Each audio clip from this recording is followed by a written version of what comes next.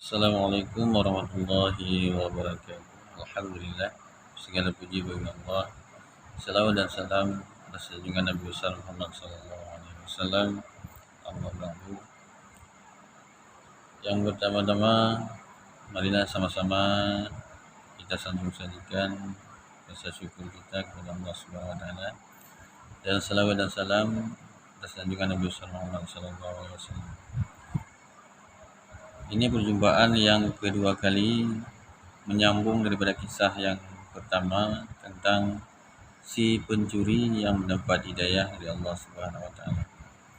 Karena hidayah itu kebanyakan dari disebabkan oleh sesuatu, seperti dalam kisah si pencuri ini yang mendapat hidayah dari Allah Subhanahu wa taala. Kemarin kisah ini cuma sampai di waktu si pencuri ini mulai mengerjakan, yaitu ikut rutin selama 7 hari duluan nyampe ke masjid supaya hajat daripada si anak perempuan daripada saudagar itu tercapai atau terkabul, supaya dia mendapatkan harta dan juga mendapatkan rumah dan juga mendapatkan si anak daripada saudagar itu. Jadi hari pertama ketika ayahnya sampai ke masjid, ketika ayahnya melihat bahwa si pencuri itulah yang duluan sampai ke masjid, kedua dan ketiga sampai ke 4. Singkat cerita sampai ke 5 hari, sampai ke menuju kepada 6 hari, si bapa ini mulai cemas. Dia cemas bagaimana caranya supaya si pencuri itu tidak jadi menantunya dia. Karena betapa malunya dia seorang yang kaya mendapat menantu daripada seorang pencuri. Dan dia takut pun anaknya tidak akan bahagia karena yang calon suaminya itu adalah seorang pencuri. Lalu dia duduk bersama istrinya di kamar ngobrol. Gimana ini, Bu? Sama kita tahu juga bahwa si yang pertama datang ke masjid itu selalu si pencuri yang terkenal itu yang duluan datang. Gimana caranya, Bu, supaya ini tidak terjadi, supaya dia tidak menjadi menantu kita, tidak terjadi menjadi suami daripada anak kita. Terus ibu berpikir, oh gini Pak, ibu punya ide Bapak. Nanti subuh, besok kan Jumat, nanti subuh Bapak sesudah sholat subuh, Bapak jangan wirid, langsung Bapak pergi ke masjid. Sesudah Bapak sholat subuh atau sholat subuh di masjid, Bapak pergi duluan. Jadi si pencuri ini kan biasa datangnya sekitar jam 8, jam 9. Jadi ketika Bapak datang duluan ke masjid, jadi batallah selama 7 hari berturut-turut dia yang sampai ke masjid duluan. Oh betul kata Bapak. Oh ya betul juga Bu. Ya boleh Bu. Jadi keesokan paginya si Bapak buru-buru, dia tidak sholat di rumah, dia langsung ke masjid untuk melaksanakan sholat subuhnya di masjid. Sehingga waktu itu belum nyampe orang lain pun satu pun, masih remang-remang masjidnya, belum diterangi oleh lampu. Jadi sampainya di sana Bapak itu merasa yakin, merasa ini pasti berhasil. Jadi dia melangkah sampai dia di masjid, dan terus dia masuk ke dalam masjid dan menyalakan lampu. Dan betapa terkejutnya dia, si bapak ini, ketika si bapak ini menengok ternyata si pencuri ini udah duluan duduk di masjid.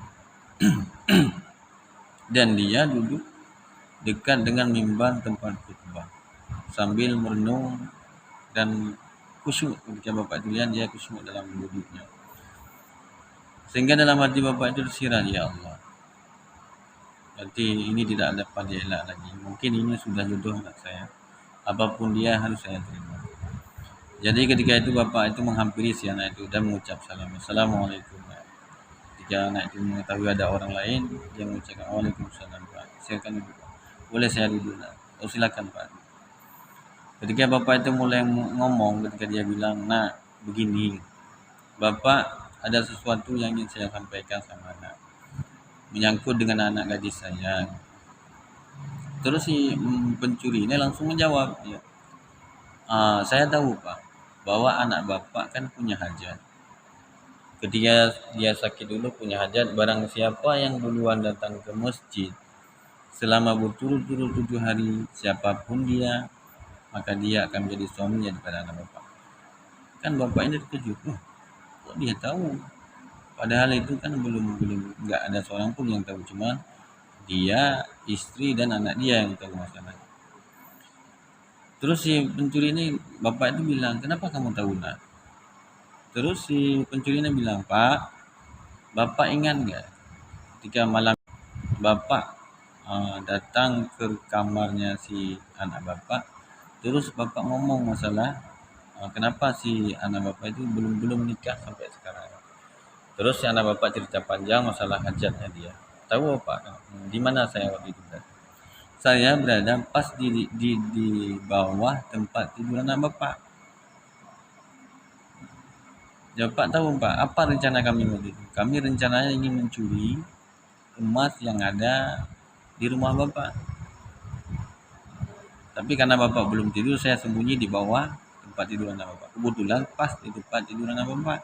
Jadi bapak ketika cerita bapak itu sama anak bapak, saya dengar semuanya. Jadi ngapain saya ambil emas itu cuma satu peti?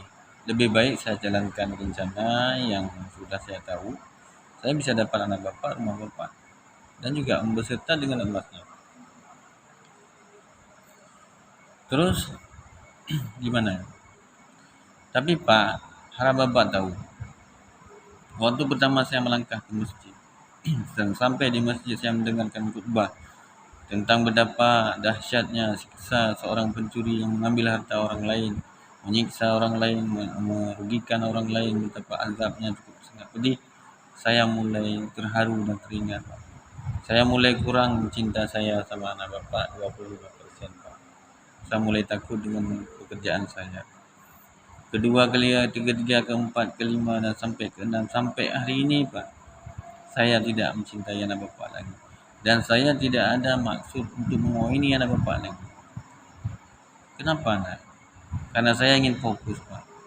Ingin fokus mencari uang untuk membayar seluruh harta-harta yang pernah saya rampas. Dan saya meminta maaf pada seluruh yang telah saya rampas. Dan saya tidak mau lagi kawin sama anak bapak. Oh, janganlah, nak. Anak kan tahu ini hajat daripada anak bapak. Mau nggak mau kan hajat itu harus dikabul, harus ditunaikan. Jadi bapak punya solusi. Anak kan tahu bapak mempunyai emas satu peti dan itu sangat mahal harganya. Bagaimana kalau bapak kasih semua emas itu buat anak? Anak bayar seluruh hutang-hutang anak itu dengan emas bapak. Terus si pencuri ini mikir, oh boleh lah Pak, gitu. Terus si pencuri ini ngambil emas itu, keesokan harinya dia pergi membayar seluruh harta benda yang telah dicuri sama orang-orang yang telah dicuri dan meminta maaf. Akhirnya clear, sehingga singkat cerita mereka menjadi suami istri dan hidup rumah tangga yang akur. Dan si pencuri ini menjadi seorang yang soleh. Makna dari kisah ini kita simpulkan. Pertama, si pencuri ini kan tidak ada niat satupun dia untuk bertobat kepada Allah Subhanahu wa taala. Dia hanya pergi ke masjid untuk menjalankan misinya untuk mendapatkan emas dan anak dan rumah daripada si saudagar. Tapi apa yang terjadi? Sesampai dia di dalam masjid, duduk di dalam masjid mendengarkan khutbah, disitulah perlahan-lahan Allah membantu dia untuk menjemput hidayah secara perlahan-lahan. Satu hari, 2 hari, dan 3 hari. Sehingga sampai 7 hari dia tidak lagi memikirkan tentang masalah harta benda itu dan perempuan itu. Sehingga apa yang dia pikirkan? Dia mulai takut duduk di masjid dan menangis siang dan malam. Takut dengan dosa-dosanya yang telah dia kerjakan. Dia ingin dia bertobat kepada Allah dan mengembalikan seluruh harta benda yang telah dicurinya itu. Jadi dari itulah kata guru saya dulu,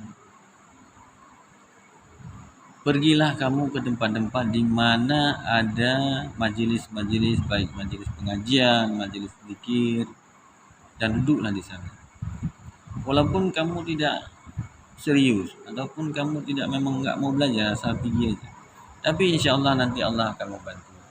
Dan banyak kisah-kisah yang lain yang mungkin belum sempat kita ceritakan. Ini maknanya kita usahakan diri kita. Kita perjuangkan diri kita, kita beratkan itu pada tubuh kita untuk kita melangkah. Karena di dalam lingkaran itu dululah, di dalam lingkaran ilmu, insya Allah disitulah Allah akan memberikan hidayahnya kepada kita. Mungkin sekian cerita daripada sambungan cerita daripada tahap pertama. Terima kasih yang mau mendengar. Mudah-mudahan kita mendapat mengambil hikmah dari cerita ini. Kebetulan saya sangat suka dengan cerita ini. Saya dapat cerita ini dari guru saya dulu dan saya simpan sampai sekarang.